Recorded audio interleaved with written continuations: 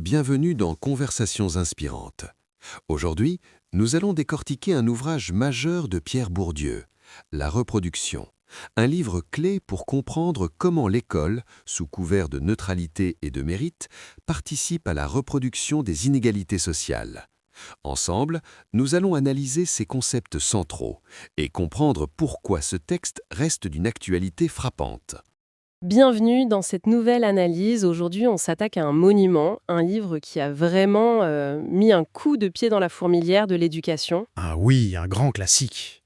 La reproduction de Pierre Bourdieu et Jean-Claude Passeron. On va s'appuyer sur des extraits de l'édition originale de 1970. C'est un texte qui est dense, parfois un peu aride, mais sa thèse centrale. C'est une véritable bombe. C'est ça, une bombe. L'idée, c'est...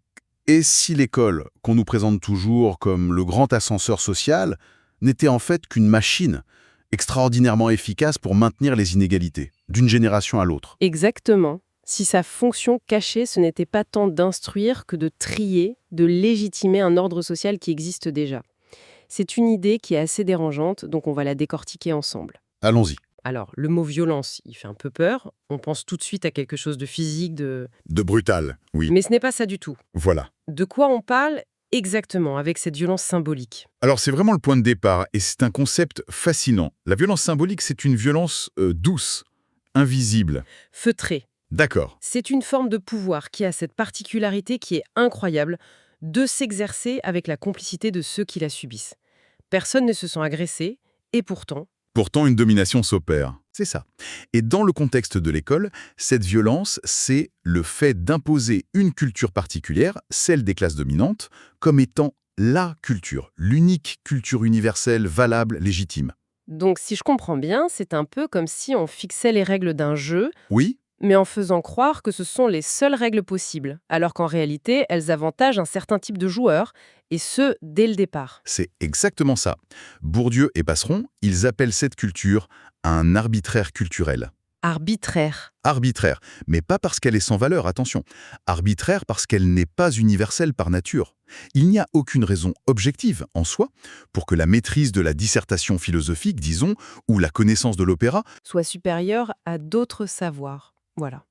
C'est simplement la culture du groupe qui a le pouvoir de dire « ceci est légitime ». La violence symbolique, c'est ce tour de passe-passe qui fait passer cet arbitraire pour une évidence, une chose naturelle. Et ça marche parce que tout le monde, ou presque, finit par y croire. D'accord, l'idée de base est posée. Une imposition culturelle qui ne dit pas son nom.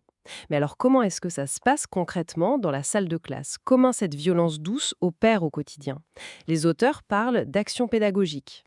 l'action pédagogique, ou AP, c'est tout simplement le travail d'inculcation. Et pour que cette action puisse s'exercer, il faut une autorité pédagogique, l'OAP, c'est l'autorité du maître, de l'enseignant, mais c'est aussi, au-delà de lui, l'autorité de toute l'institution scolaire qui dit ce qu'on enseigne ici est important, légitime, vrai. Mais l'enseignant qui fait son cours de maths ou d'histoire, il n'a pas l'impression d'exercer une violence. Au contraire, il a le sentiment de transmettre un savoir universel. Et c'est là toute la puissance du système. C'est le mécanisme que les auteurs appellent la méconnaissance. La méconnaissance, C'est le fait que les acteurs du système, donc les enseignants en premier lieu, mais aussi les élèves et leurs parents, ne perçoivent pas le caractère arbitraire de la culture. Ils sont de bonne foi. L'enseignant, il pense sincèrement transmettre un savoir neutre, libérateur. et les élèves. Et surtout, les élèves qui réussissent pensent que c'est grâce à leurs dons, leur mérite. Et ceux qui échouent, ils pensent que c'est à cause de leur manque de talent ou de travail. Donc la méconnaissance, c'est le fait de ne pas voir le trucage du jeu. On attribue le résultat à la qualité du joueur et pas du tout aux règles du jeu elles-mêmes. Parfaitement résumé. L'action pédagogique, elle a totalement réussi quand sa vérité objective, c'est-à-dire une imposition culturelle au service d'un groupe social, est complètement méconnue, perçue comme une transmission juste, équitable. Et le système est d'autant plus efficace qu'il fonctionne à l'adhésion. Exactement. Pas besoin de coercition visible. Là, on touche au cœur du réacteur, non? Parce que pour que ce système fonctionne, il faut bien qu'il y ait des gagnants.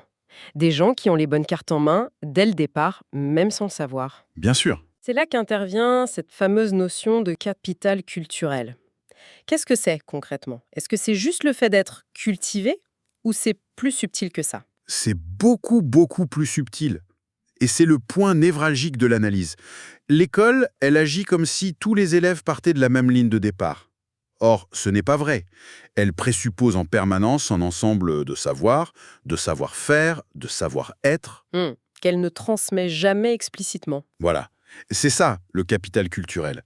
C'est un héritage, transmis de manière presque osmotique par la famille. Et on imagine bien que ça se joue sur des choses très concrètes. Le fait d'avoir des parents qui emmènent au musée le week-end, d'avoir une bibliothèque à la maison. Oui, exactement. Ce n'est pas qu'une question de connaissance pure, c'est une familiarité. Une familiarité avec les codes de la culture légitime, savoir comment parler d'un livre, comment analyser un tableau, avoir une certaine aisance. Et surtout, point crucial chez Bourdieu, le rapport au langage. Le langage. Le langage utilisé à l'école, ce qu'ils appellent le langage magistral, c'est un langage élaboré, abstrait, qui se trouve être, comme par hasard, très proche du langage parlé dans les familles des classes supérieures. Alors que pour un enfant issu d'un milieu populaire, ce langage peut sonner presque comme une langue étrangère. Oui, tout à fait. Il doit faire un double effort à lui, comprendre le cours et en même temps décoder la langue dans laquelle on lui parle.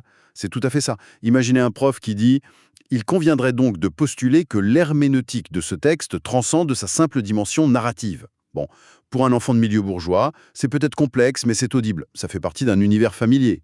Pour un autre, c'est du charabia. C'est du charabia. Et il décroche. Pas par manque d'intelligence, attention, mais par décalage culturel et linguistique. Et ce décalage, l'école va le traduire en difficulté scolaire, en manque de capacité. Et il y a une autre subtilité que les auteurs soulignent. C'est la manière dont ce capital est utilisé. L'école valorise une certaine désinvolture, c'est ça? Oui. Et ça, c'est d'une perversité redoutable. L'école valorise un rapport à la culture qui semble naturel, élégant, celui des héritiers qui ont baigné dedans depuis toujours et qui donne l'impression de ne pas travailler. Ah oui. À l'inverse, elle a tendance à dévaloriser le rapport plus laborieux, plus scolaire, de ceux qui doivent tout apprendre à la force du poignet. L'un, c'est la distinction, la classe, l'autre, c'est du bachotage, un effort un peu lourd. C'est terrible. Et l'école demande à tous de posséder une culture qu'elle ne donne pas. Et elle fait comme si elle ne faisait que reconnaître ceux qui la possèdent déjà, comme une sorte de grâce naturelle. Donc, si on récapitule, on a une violence symbolique qui impose une culture arbitraire. Ça fonctionne grâce à une action pédagogique masquée par la méconnaissance.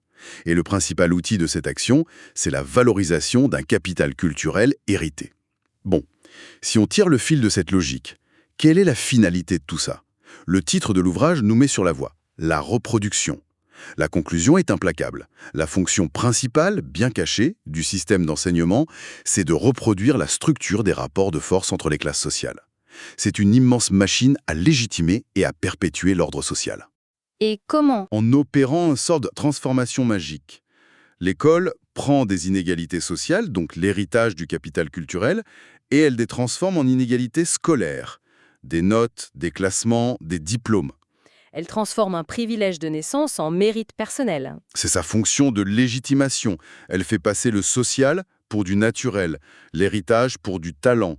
Le fils de médecin qui devient médecin, ce n'est plus vu comme de la reproduction sociale, mais comme la juste récompense de son intelligence. L'école agit comme une immense machine à laver, ou plutôt à blanchir les capitaux hérités. En titre de noblesse scolaire. Les diplômes. Voilà, c'est ça. Et dans ce grand processus de tri, j'imagine que l'examen joue un rôle absolument central. C'est le moment de vérité, le rituel où tout se joue. C'est le rituel clé, la cérémonie sacrée de l'institution. L'examen, le concours, ça se présente comme le summum de l'objectivité, de l'équité. On met tous les candidats devant la même épreuve au même moment. Quoi de plus juste en apparence? En apparence, oui. Mais en réalité, comme l'épreuve est conçue selon les codes de la culture dominante, elle ne fait que mesurer l'écart entre les différents capitaux culturels. Elle ne fait que sanctionner, qu'officialiser des inégalités qui préexistaient. L'examen justifie l'élimination des uns et la consécration des autres, en donnant à cette sélection une apparence purement technique, méritocratique. Mais il n'y a pas que l'élimination par l'examen. Les auteurs parlent aussi d'un mécanisme encore plus insidieux, je crois. Oui, et c'est peut-être le plus terrible, l'auto-élimination. C'est un processus psychologique. Les élèves des classes populaires, à force de faire l'expérience de leurs difficultés, de leur décalage, finissent par intérioriser l'idée que Ce n'est pas pour moi. ce n'est pas pour moi. Ils intègrent leurs faibles chances de réussite et s'excluent souvent eux-mêmes, en s'orientant vers des filières plus courtes, moins prestigieuses, considérées comme plus réalistes. Ils se disent « je suis plutôt manuel, les études longues, c'est pas mon truc Exactement. Et cette autocensure, qui a l'air d'un choix personnel, lucide, est en réalité le produit de la violence symbolique. Et pour l'institution, c'est très commode. Elle n'a même plus besoin d'éliminer, les élèves le font eux-mêmes. » Vertigineux. Si on doit synthétiser toute cette mécanique pour que ce soit absolument clair, la thèse, c'est que le système scolaire, sous ses airs de neutralité, exerce une violence symbolique. Oui. Il impose la culture des classes dominantes, et en valorisant un capital culturel qui est d'abord hérité, il transforme un privilège social en mérite individuel. Et en faisant ça, il assure la reproduction des inégalités, tout en les faisant accepter comme légitimes. C'est une synthèse parfaite et on comprend pourquoi ce livre a eu l'effet d'une bombe. Il remet radicalement en cause nos mythes les plus chers, le don, le mérite, l'égalité des chances. Il suggère que les dés sont pipés dès le départ. Totalement.